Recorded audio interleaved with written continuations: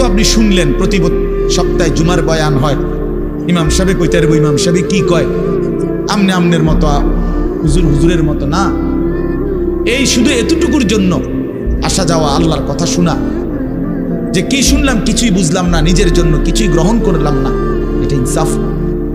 আল্লাহর কোরআন জিন্দেগি বদলাবার জন্য, আমাদের জীবনের পরিবর্তনের জন্য আসছে, পরিবর্তনের জন্য।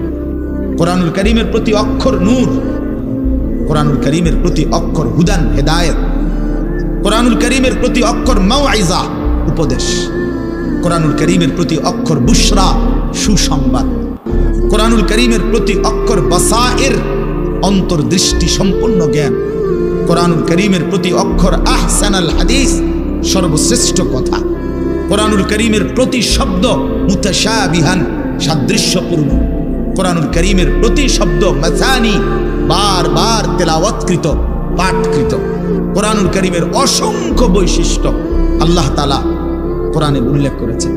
মা ফাররাতনা ফিল কিতাবে মিন শাই, আল্লাহ বলেন একটা বিষয়ের আলোচনা আমি বাদ দেই নাই কোরআনের মধ্যে। ওয়া নাযালনা আলাইকাল কিতাবা তিবয়ানান লিকুল্লি শাই, বন্ধু আমি আপনার উপরে যে কোরআন নাজিল করেছি তার সমস্ত কিছুর বিস্তারিত বর্ণনা।